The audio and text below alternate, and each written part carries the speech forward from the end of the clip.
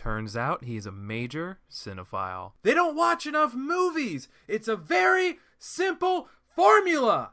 And here we go.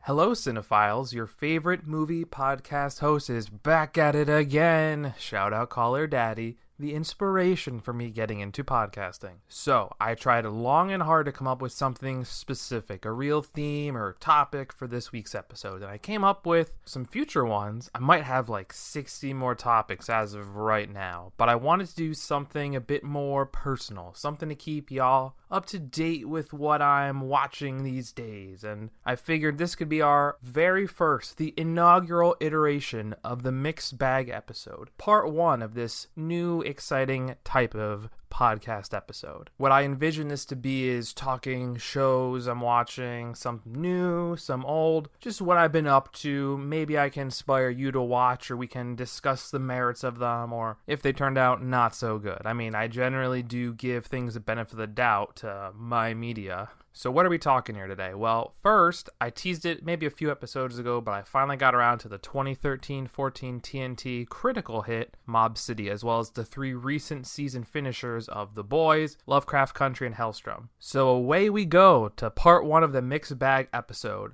Also, before we start, 3 of these shows have finished this month, so it should be implied, but now let's state it clearly. Spoiler alert. Oh my goodness, I cannot believe I waited so long to finally watch Mob City. It had me from the opening title screen, the music, beautiful. Now just a little backstory before I get into too much into the show. This was something that I didn't watch it live, obviously, as I'm saying, this is the first time I've watched it, and it was something that you can't find it anywhere streaming-wise without paying for it. So I actually ended up getting it years ago. I bought it back when it was all still iTunes, the 6th episode, the whole season. So that's how I watched it. Sadly, it's very unavailable unless you're actually paying for it. You can't just pay for a streaming service. But just wanted to put that out there because I like you guys to know what's accessible to what I'm watching and how I'm doing it. This show, Mob Show, it plays with the tropes, like from the beginning of, like, you know, you always have the guy with the cello, but is it a cello? No, it's a big submachine gun thing in a cello case, right? They have that in James Bond with one of the Timothy Dalton movies. It's a trope of the mob thing and just movies in general, and they play with it pretty interestingly in the beginning because they have orchestra cases, but turns out they have instruments. So the guys are like, okay, well, like, play something. And it turns out they can all super brilliantly play viola, violin, and all that stuff. And then someone walks up with a baby carriage, and in the baby carriage is the guns. And that's how they got away with it. I mean, just playing with the tropes a little bit. Beautiful. I love it. Also, this cast is just loaded. Frank Darabont created the show and got his Walking Dead alums, John Bernthal, who was Shane there, Jeffrey DeMunn, who was Dale, and Andrew Rothenberg, who was Jim in season 1, who hopefully still follows me on Twitter. They also have Milo Ventimiglia from Heroes, Neil McDonough from Captain America and the Arrowverse, Robert Knepper from Prison Break, and they got Simon Pegg to guest star, and we'll talk about him later. This is based on a book called L.A. Noire. I looked really hard. I don't see a relation to the video game, but there's some interesting similar parallels, but it's a bit different. It's based on a book, but, you know, what isn't based on a book these days, right? So Simon Pegg really gets to eat up his brief role in this, and I love how, you know, using him, we can instantaneously get to see the moral flexibility of our lead in John Bernthal. And, you know, unlike Westworld, right, where they have that whole thing of the black hat or the white hat, you know, and he even says it in the beginning, Bernthal's character in a monologue about, you know, his hat is a world of gray hats, and, you know, really everyone in this show is morally flexible, you know, except for, I guess, one guy who's called, like, Bill the Boy Scout, but pretty much everyone else has some level of iffiness, and that's good. It makes it feel a little more genuine, where it's not just the westerns of old, right? And even just the look and the atmosphere, speaking of authenticity, and the music, it all just feels period piecey. Now, is it as rough and gritty as it really was? No, it's going to be glamorized, but a lot of mob things are glamorized. That's the whole shtick, the whole portrayal they give in cinema and TV. I feel like it all feels a little bit glamorized, and isn't that the point? Gotta say, the review is pretty good on IMDb at a 7.5, and I remember saying in the beginning of this, it was critically appreciated, right? But it was not commercially viewed, and you could blame time slots being such a short thing. It got a lot of advertising. I remember advertising it, and look, I am also at fault here. I did not watch it live. I also wasn't a Walking Dead fan yet. I feel like if I was, I would have jumped on this. If this had been a AMC show instead of a TNT show, maybe it would have done better. Maybe. That's my 2 cents on the matter. But it is the worst when a show is good artistically, but just can't get that viewership. Agent Carter, Revolution had those same problems. Now, I don't know if people would say Revolution was as artistically good. I really enjoyed Revolution. And it had Giancarlo Esposito, someone we talk about on at least more than 50% of these episodes. I don't have a record, but that's got to be somewhat accurate. Like, imagine if a gritty mob show had this cast, which was so strong, and it could have been on AMC or even, a Showtime or a HBO, what it could have done and what it could have lived up to. I think this would have been a show, and look, we talk about Firefly sometimes too, way ahead of its time. I don't think this was ahead of its time. I think it was just at the wrong place at the wrong time. But it hurts my heart watching and living for one-hit wonders. That's why I made a whole episode about this topic, and I'm sure I'll make another one. There's so many of those one-hit shows that just never got the chance to fly and become a beautiful butterfly, right? Bug's Life. Also, seeing Nepper from Prison Break in a real TV role where he can get back to being that menacing kind of creepy figure, huge. This and Heroes to some degree in this final season, not counting the revival, are both good uses for him. But I feel like I'm always disappointed at seeing him, in some movie, and the movie might be big, but they generically have him in there, but he doesn't do anything. I was ecstatic, oh, he's gonna be in the Mockingjay movies. Oh man, Natalie Dormer's in those. Oh man, this is gonna be awesome. And just he was a new character, so we reading the books, you don't know what he's gonna do, and he did nothing. He was just kind of around in 2 movies. I don't know. I don't know what's up with that. He was also in the Earth Stood Still as a generic army general. And he actually has, I didn't talk about this, but he has a few nice Arrowverse cameos. But, you're in 2 or 3 episodes on the entire span of the Arrowverse shows. You're not really getting a whole lot of recurring opportunity. But he's so good on these TV shows, and he never really gets to be the chance to be the guy in a movie. And I'm not going to count the first Hitman movie. Neither of those movies was super strong of a video game adaptation, sadly. And I can guarantee that will be an episode. That may be coming sooner than we think, the video game adaptations episode. So this is a little bit random, but I love me this LA Noire vibe, especially with the interrogation scenes. Maybe it's just that there's so much network TV cop dramas that all take place in the modern era, and they all feel the same, droll and just kind of generic. I don't really care for a CSI and, who knows what country or state or what special thing they have. It's boring, When I think of period pieces like this, other than Boardwalk Empire, which was beautiful, has Steve Buscemi, who's my 4th favorite actor, so I think I've given you all the list now if you loyal listeners are keeping track. Magic City, also with the amazing Jeffrey Dean Morgan. I've yet to see Peaky Blinders, but I cannot wait once I have a bit more time. And there's just not many good period piece mob shows that come to mind. There's a swell in cinema, TV, not so much. But I wish they could find a way to bring this show back. It's not gonna happen, but it would be nice. Not gonna go too in depth on Magic City, but I kind of remembered it last second right before recording it. It's a pretty strong mob piece. There's some interesting family dynamics. The guy's not inherently a mobster, but he has mob ties. He's kind of in bed with them, but not the trigger man per se. And I actually watched it on Netflix, and it was one of those race to the clock, finish it before it buggers off, but thankfully I was able to get it on there. Sadly, it's no longer available to stream anywhere, seemingly. Maybe Stars with a Z, I think, was the only one that had it, it is a Stars with a Z show. And of course you can pay for it on Amazon Prime, but I don't normally recommend people to pay for things on Amazon Prime, especially if you're already paying for it. So say what you will about this genre, it's all been done before, and it's all style and no substance. For me, this had some great scenes. It was episode 3 or 4. There was this really unique merry-go-round shootout scene that was wonderful and different, and I've never seen anything like it. The merry-go-round's off, and this guy's trying to hide from guys, and there's 3 of them, and then John Bernthal's character comes in, and he turns everything on, and then it's a shooting gallery with stakes of, trying to shoot around the merry-go-round horses and trying to balance when everything's moving. It's a very interesting, well-shot, well-acted scene, and I I super enjoyed it. It's a bit weird seeing Neil McDonough, who we talked about a lot on the Arrowverse show, being in this. And he's seeing him in this like good guy, squeaky clean role compared to his other roles and what I'm used to seeing him in. I really like his fleshed out backstory though.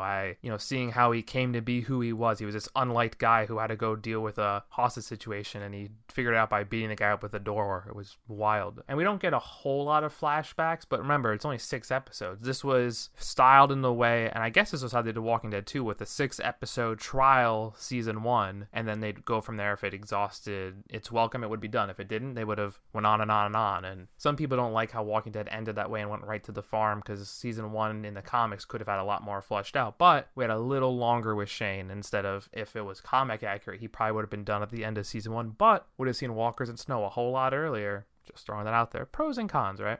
And just in general, you watch a mob show, you expect those exciting action shootout set pieces, and there's some really good ones here, and they're exciting. They're not just generic. They're well done. This is not a slow show, as contrary to some IMDb users would say. This is substance and exciting, and you should not get bored watching the show. I also appreciate how much we're able to focus on all these characters in some way. At times you wonder what's going on with Milo Ventimiglia's character, or Robert Knepper's character, and normally a few seconds later you get to see some FaceTime with them. It's almost like the show is knowing how to balance out all these known actors and characters and give them a little more screen time. I will say, thinking back on this, we don't get as much time with Jeffrey DeMunn, but we get enough. And Dale was one of the best parts of The Walking Dead, and it stinks that he was gone after 2 seasons, but just putting it out there, if there was one character who maybe got a little shortchanged, it was probably Jeffrey DeMunn's character. He was always there with the rest of the police, but he didn't really get a whole lot of development. Assumingly that could have been fleshed out in a never gonna happen season 2. But probably, the saddest thing about these shows and, these shows in general is the same thing will always hurt with these, amazing one-season shows is you don't get the true ending that you wish. And, you wish these artistic values could be utilized better and appreciated in a better way to get that full story. My heart will always hurt for Revolution, Agent Carter, and honestly, Mob City might be right up there with Firefly, tied for number 3 for me. Also, completely forgot, I looked at the IMDb list before, but when I saw Ernie Hudson, I was like, wow, that's right, Ghostbusters veteran. Actually, he has like a ton of really good short TV cameos when you think about it, like Arrow, Once Upon a Time, just to name a few. Just seeing him in this, super exciting. He didn't get to do a whole lot. I think he was in 2 episodes, but he was clearly being teased into being more of a part of the season 2 conflict. And just quick note back to Ghostbusters, you heard this on the Freeform episode, but I cannot wait to see him and most of the OG cast back in the Afterlife sequel that's coming out. Look, I love John Bernthal. We've heard it before. Once again, his Funko Pop is right behind me, but just seeing his development as a morally gray character who will do what he has to for the woman he cares about. We never really did get any war flashbacks, which is kind of where I draw the parallel to the video game L.A. Noire, where the main character does have that war thing as part of his shaping development of being a member of the police force in L.A. Noire. Gotta say, it would have been cool to see some of him and Milo in those flashbacks, what season 2 could have been. And they really ended it where it was a nice end to a season arc, but clearly they were setting up a more explosive and fun thing with this gang war to become. And it would have been great to watch. It's not a complete end, but it ends nice enough. But, you are there wanting more. And it was a fun watch. And I'll say this, Peaky Blinders may be coming up sooner than I thought based on just finishing the show as I'm recording this episode. So we dedicated a whole episode to The Boys' first season with guest John Butensky, a bit of a recap and speculative preview of season 2. And while we were off the mark on a bunch of things, especially him, how could we not be, right? We didn't write the comic book or the screenplay. So I've been actively watching this season of the show since the, first 3 episodes dropped on September 4th, which while I love back-to-backing these, that's almost half the season in one sitting. Sadly, the one knock on the show is how short the seasons are. Like Rick and Morty, you love it while it's happening, but you crave more so quickly, and it's just going to take so long. I don't think The Boys season 3 is going to take as long as Rick and Morty seasons take, but apparently they're rapidly quickening these up a little bit. But now watching those first 3, we have some great moments, and it does end in a nice cliffhanger if you had to watch it, those 3, wait a week, and learn what happens next. It's a good pause point. So what do we have, right? The show loves to play on the tropes of the genre while still having them as a part of it, kind of like what Scream did for the slasher genre. And y'all know how much I like that franchise. I can't wait for this podcast to blow up, be the most famous podcaster ever. If I can get me one of those Ghostface Funko Pops. That's how I know I've made it. That's tier 1, tier 2, whatever, top 10 movie, TV show podcasts on Apple. Those are the barometers for success, right?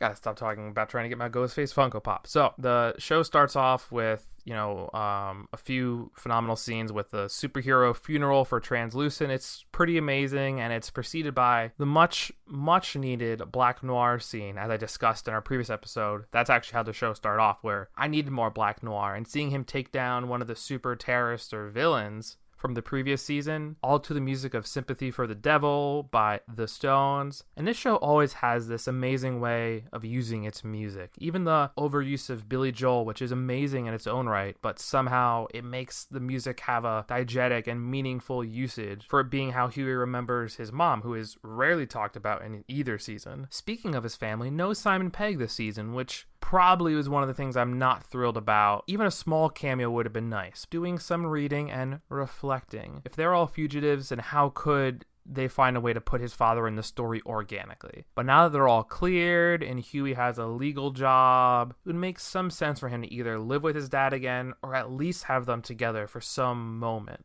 Also, not sure about the product placement, but there's a few fun jabs with a ton of Fresca nods to Cult Life as well as Almond Joys that eventually lead to the demise, temporarily assumedly, of one of the 7. And the boys took a huge dig at one of the Avengers scenes and media coverage in general with the over-marketing of the Girls Get It Done slogan. Even the Compound V reveal is all about public media, and it's a big turning point, seemingly, until the Vault media team spins it back to be a non-issue. But marketing and media image will always be a staple of the boys, and it's kind of leads me to the biggest part of the season, and I said it already, but this whole episode is pretty much spoilers. But one more spoiler warning here before we get too deep, right? Stormfront was excellent in this series. She comes in as the big badass superhero who speaks her mind, is not part of the company way, she's not sipping the Kool-Aid, and she has this way to rile up the crowd to get them on her side, even turning them against her company and Vought to get her position of power, becoming romantically involved with Homelander, and those are some specifically special scenes.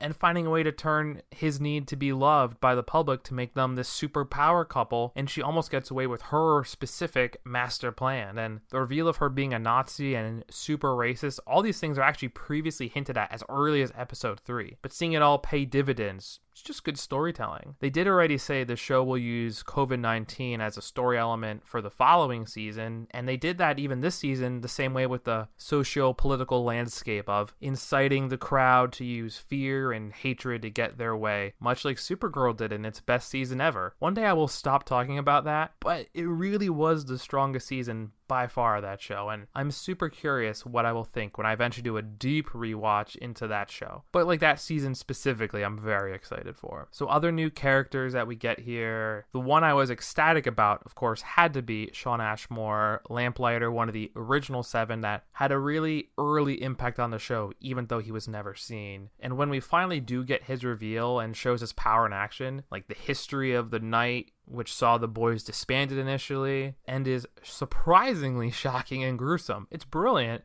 and I love it. I figured, sadly to be the case, he was going to be sparingly used, and I kind of hinted at that in the episode I talked with John. He didn't want me to tell it, because not everyone goes in deep dives into the IMDb's of the show to see how many episodes characters will be in to try and figure stuff out like I do. But that's what I do. I'm the movie freak here. I'm gonna peruse IMDb and try to sort things out. And sadly, barring something crazy, he's probably not going to be returning. Now, if they try to even semi-revive someone, which the superhero genre and the source material of this does have some precedent to, it's probably going to be Stormfront. And of course, they are, kind of have a big hero, big character, move on. Have one, move it on. And, they already have their next recurring character for season 3. It's already going to be the riff on Captain America with Supernatural star Jensen Ackles playing Soldier Boy, who they already gave a tease to in, I think, episode 2 when Homelander is talking to Stan Edgar. But like we said, most exciting, we have so much more Black Noir in this series, and more Stan Edgar too, kind of working together to get Vought things done. And I like that use of Noir, kind of in the shadows, enforcer role. There starts to be the seeds of some members of the 7 and Vought being less less than 100% on the same side as, when the show started. So it's nice to see how the small little sects are kind of forming as the show progresses. The Deep had enough screen time with his depression and the amazingly teased whale scene, which was just as diabolical as we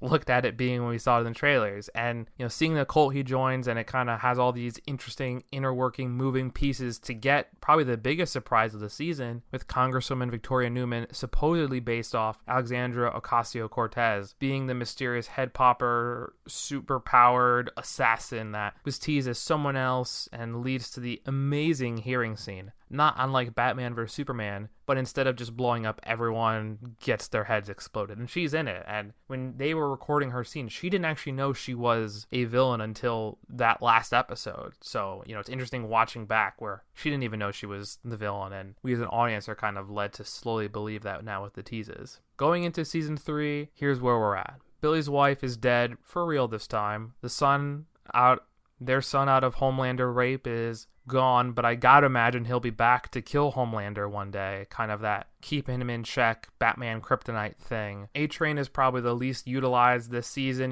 He comes out of his coma, he has heart problems, he gets replaced by Shockwave, who's the other speed guy we saw teased in the ESPN race in season 1. He got head popped, and, the Saving Face Vought group had to bring in any sort of diversity, so they brought A-Train back. Obviously, he's a little bit in the cult church scene, but, he's back in the 7, and the Deep is left in the rumination of his plight. And I don't know really what they're going to do, because the church is taking a big hit, because that church guy was the last head pop guy, I think. So I don't know what the Deep's gonna do from here. Hopefully there's more singing with him and his gills and Patton Oswalt, because that was something special. Homelander is even more unhinged. They got the cut scene from season 1 of him jerking off onto the city right into the end of season 2. And the good news for the boys is they're all exonerated. Seemingly the group is dissolved, but they do have permission to legally go and do what they normally do. So we'll see where that leads them. The assumption is that will not last long, right? And I think Maeve feels like,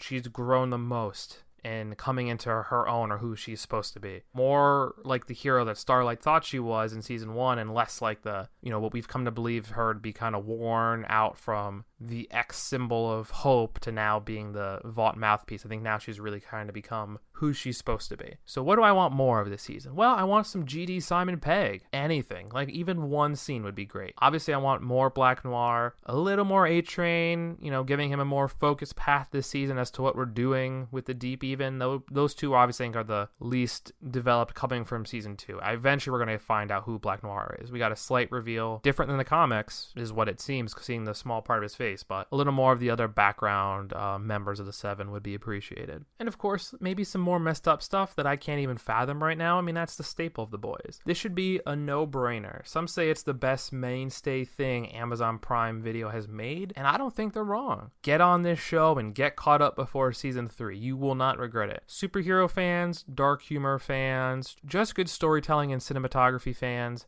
and if you like Billy Joel, you're all going to like this. This is for you. The show is almost a 9 on IMDb too, so what are you waiting for? So if Watchmen was the first bona fide hit of 2019 on HBO Max, Lovecraft Country has to be the first of 2020. If you followed me or the show's account on social, I've been talking about Lovecraft Country for a few weeks. I couldn't make a video. I had to make sure it's an actual podcast episode part 1, so you're welcome. Y'all know me by now. Slowly but surely, I've been working my way up to watching things that I consider, once again, air quote, horror. And seeing the first trailer for Lovecraft Country, I didn't really know what it was, but I knew it was a period piece with scary things happening, and it had both Michael Kenneth Williams, Boardwalk Empire, and Courtney B. Vance, American Crime Story. So getting into it, the beginning is probably the best attention grab a show has ever had as far as I can remember. It starts with a strong black and white war movie theme, and it slowly shifts to begin with hints of color with some explosions, and as the action intensifies and gets a little stranger, the colors take on a more vibrant hue. There's alien spaceships, Cthulhu blend together with this war raging on, and yes, Jackie Robinson smashing the Lovecraftian horror entity and Big Bad Cthulhu. I didn't know what was going on, but I was all about it. Like, who couldn't be with that intro, right? So a little history literature lesson. Since one of my main goals of this podcast, besides channeling my love of cinema, TV, and random pop culture fun facts into a creative outlet, is to educate you, the people, the masses. Well, Lovecraftian horror is a specific sect of the horror genre, named after the author H.P. Lovecraft. It's a bit more cosmic. The fear of the unknown is a primary staple as opposed to gore or shock. But don't worry, those are all still a part of here, just not the main part. So some of the themes of the genre, which do play out in this show, are detachment, the view of humanity's insignificance in the great big universe, questionable parentage, helplessness and hopelessness, sanity, fragility, and vulnerability, and unanswered questions. If this sounds exciting to you, it was exciting to me when I read it. So I can't say I was super familiar with either of our two leads in Journey Smollett and Jonathan Majors to start. Journey was in the criminally underrated and very fun Birds of Prey movie, which is still the last movie I've seen in theaters. I still have to watch Da 5 Bloods for many reasons, Chadwick Boseman obviously, but to watch more of Majors in general. But he was also recently cast in a huge role for assumedly the next big bad or one of the next big bads in this phase or the next phase of the MCU as Kang the Conqueror. First, seemingly going to be seen in Ant-Man 3, most likely. But they are both, as well as the whole cast, just amazing. You know, there's a SNL sketch that came out about the show not too long ago. You know, and it's kind of about explaining what the show actually is, and there's some truth to it. You can't just quickly break this show down. And some may say things are too complex, which is an issue with later seasons of Westworld at times. But in the case of Lovecraft, I never really noticed that to hamper my experience. There's this nice family of main characters, and they all have interesting, different stories, and something I really like about the show is every episode feels very different in tone and setting. But it all really does feel like an interconnected story. Are we going to get a haunted house story? Are we going to get an Indiana Jones story? Or something with spooky, creepy kids haunting someone? But you, I know I did, watched this show and was wondering what genre of the week we were going to get. And Jordan Peele and J.J. Abrams, both executive producers on this, they made something truly special on HBO Max. And it is definitely another really great thing to watch as we get down to the last week of spooky season in October. Always trying to sprinkle in those little festive things in this month's podcast episodes before we're into who knows what to watch in November beside Bob's Burgers on the League Thanksgiving episodes. So early on, we get that amazing intro, which I previously mentioned. But we get this setting real quick that racism in the 50s is going to be a big part of this. You see it hinted at and veiled, and then it grows to outright violent in a hurry. The main three characters at the time are chased out of the town and a restaurant until a police department corners them in the woods and they're looking to execute them. But quickly, this is our first look outside of the semi-dream sequence in the beginning of these horror creatures. They take out the super racist cops and there's some vampire stuff, and it's nice to see that Atticus can utilize his knowledge about this stuff from reading a lot of books in the horror and specifically Lovecraft genre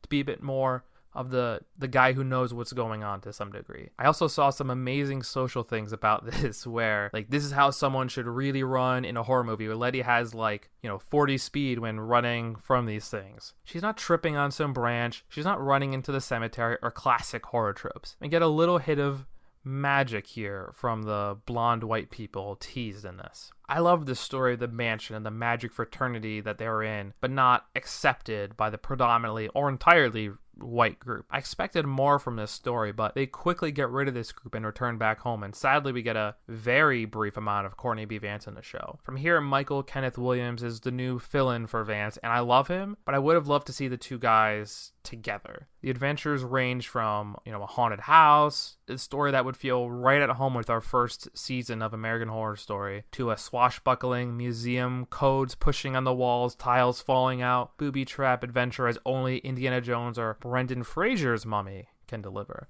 I love it all. And the show blends these genres so well with all of our different characters. Ruby, Hippolyta, and even Diana all get their own episode to shine and tell their characters' arcs. The only episode I did not super love was the Korean War Succubus Divergent episode. Friend of the show, John Mosho, at the time actually told me that was his favorite episode. I was curious how the opinions that we could have were just so different. I actually quite liked one of the crazier visual episodes with the plot point of the show with wearing skin of someone else Ruby dresses up as a white woman to get a job and see what society is like from that other perspective, and our eventual big bad Christina dressing up as a man to see how society deems her and her way to get ahead in that world. That special effect of skin falling off, it's beautiful in the way that it, is shown in this world. It's disgusting, but very well done. It's such an interesting special effect. And seeing Ruby come into her own and, sodomizing that awful boss with her stiletto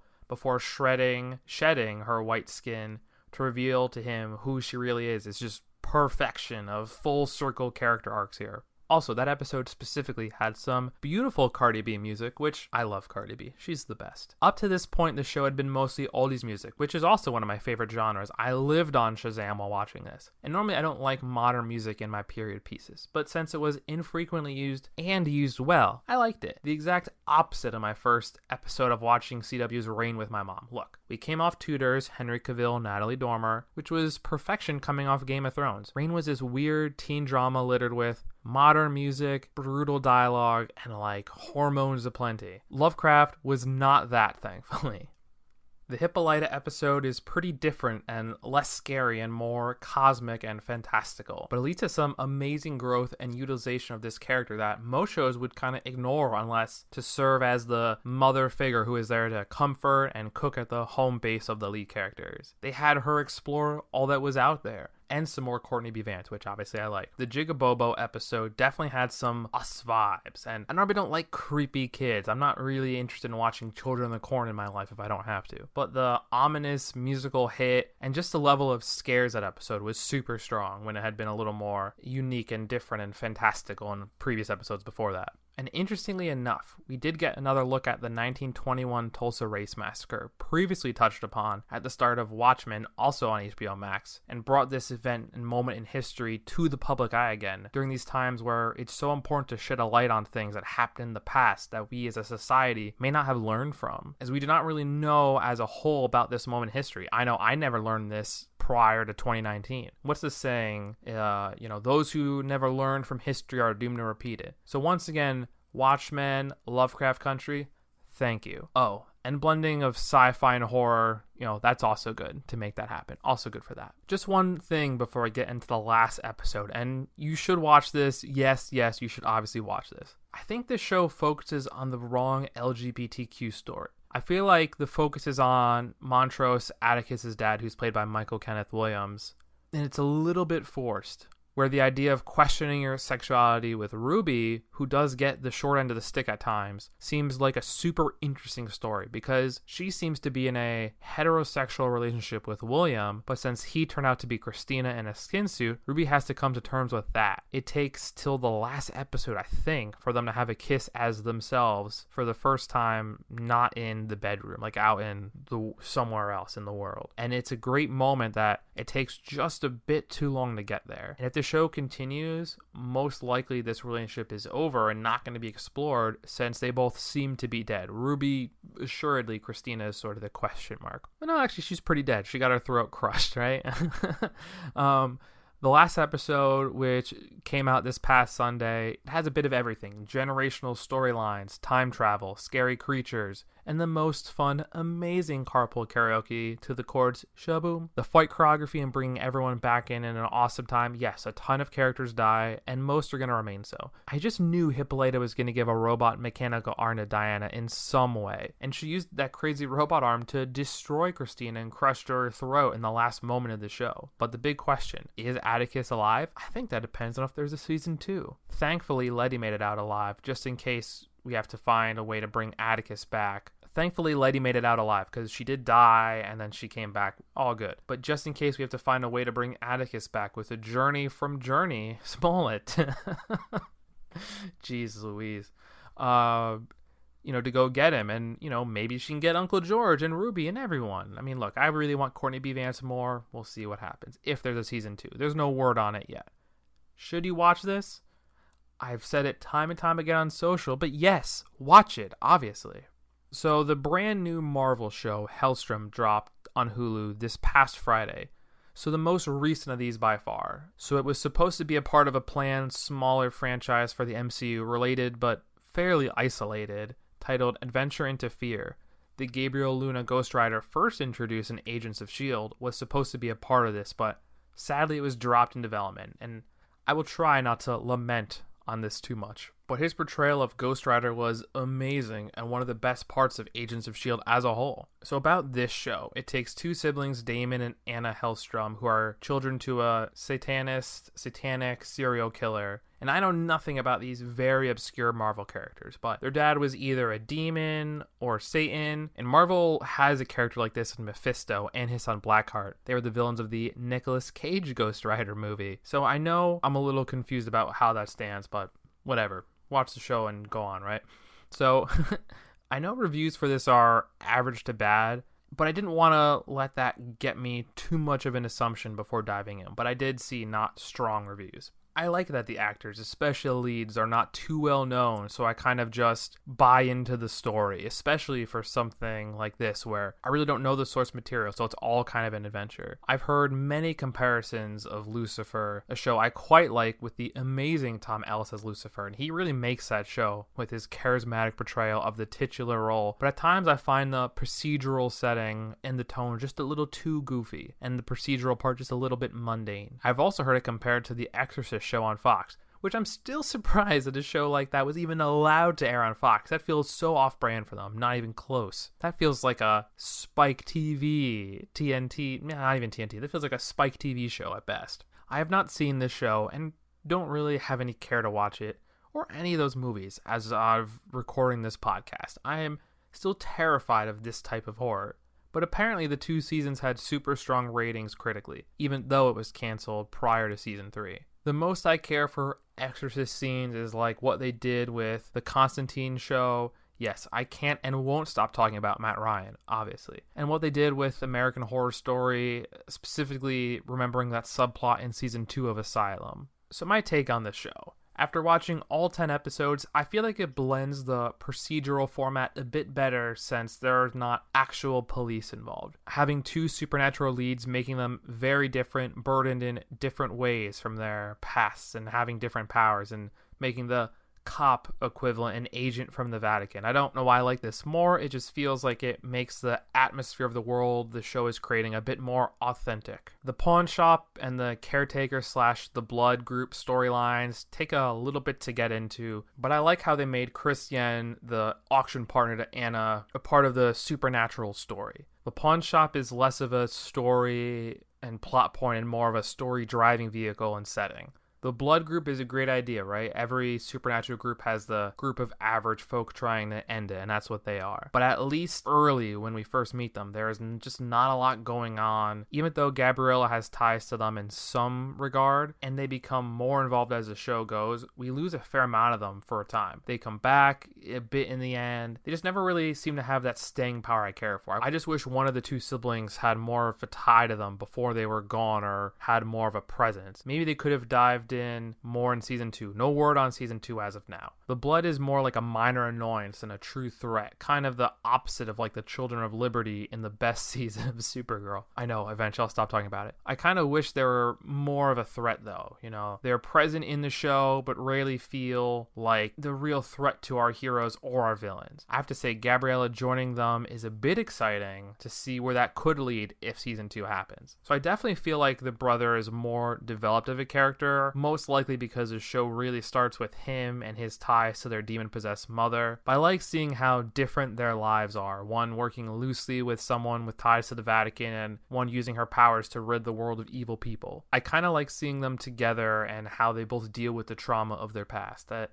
having one more muted and one being a little more edgy. Neither one is too outlandish and over the top, but where a ton of critics see that as a negative, I see this as a dark, grounded tale that is spooky but not outright terrifying or outright silly and zany as Lucifer can be at times. I have not really seen too many shows like this, except for Constantine, and even he is super charismatic. But it's kind of nice to not get too blown away with the fun character and instead like really get lost in the world and ambience of scares. The one thing about the 2 characters that's a little confusing at times is I feel like the cynicism is blurred a bit with Damon. You know, he has it around everyone else except for his sister Anna, and with her she always has it, but has a bit more when discussing their mom. And Damon has the hopeful side, especially when his mom is concerned. I just feel like that line is blurred sometimes, and you get nervous if they're going to be a bit too droll, which was, I think, one of those criticisms from a lot of critics. But at the end of season 1, all of our characters, they're changed, and, I think many are worse off. Some of them are grown for the better, but I think most of them are in some degree worse off. And I like a show that doesn't just coddle their characters. I mean, our siblings and the family are closer than ever, and none of the main cast is dead, so, that. But it feels like a temporary good, unrelated to all of the crap that they went through, and, seemingly very, very temporary. They have a ton of scares, and they're not like legitimate blood-curdling scares, but some good jump scares to be sure. Honestly, it's not a bad thing to watch also in October. But when it does get gory, it's some good gore. The coffin kill in episode 1, primo, beautiful. Speaking of gore, just the special effects are good and exciting, sometimes relating to magic, sometimes relating to gore. It just looks nice, and the fight choreography is fun mixed with the special effects. It kind of blends together nicely with the physical fighting and the magical fighting. I kind of like how the show kind of lasts a pretty long time without really getting to see our true villain. The demon and their mom is good as the menacing voice. It's a nice touch, and she's always around since the onset of the series, and is like if it's a long-lasting series, that's the season villain, but we're not seeing the series villain. But seeing the string puller and Papa and like the tease to season 2, end of season 1 finale Sting, finally. He is rarely seen, but his menace and power is there, and he looks amazingly cast if the show continues as Mitch Pileggi, who is the actor in the role. I don't know how people are saying they don't care about these characters. I like the main cast, and the caretaker is our fun, light character that can sprinkle on that levity without being too silly and over the top. I mean, look, he says the line, Vatican Schmatican, and saying like, oh, what's that? And it's like, I think it's Latin. I mean, it's pretty like solid, subtle joke. It's not like burst a gut laughing, but that's not really this show. It just sprinkles the levity. As far as actors go, I love seeing so many things with Hiro Kanagawa. You may not know the name, but you've seen him in any of these. The Terror, Legends of Tomorrow, Heroes Reborn, Man in the High Castle, Bates Motel. I mean, hello. So many things that I like that he's in. I always like him in things. And he's in this role very briefly, but it's just nice to see him constantly in things I'm watching. Any of these fun Marvel callback Easter eggs, look, they have Roxxon Corporation featured as a gas station, and this is barely a Marvel show. But I like these deep cut mentions, especially since this is a current thread that keeps existing in the MCU, most of the time in TV shows like Agent Carter and Cloak and Dagger. But the Iron Man trilogy did keep some mention of them. Maybe one day we'll get to see more of them. You never know, right? MCU Phase 12, maybe, right? Who knows when they're going to stop. Also, if you don't know this by now, music is very important to me. And having like fun narrative tease music in all these episodes for the credits, I was sitting on Shazam once again for every single one of these. And the intro music slaps with some ominous oldies jams. Hell yes, all about it. So what you really want to know, should you watch it? Well, I can, comparing it to what else is on this list.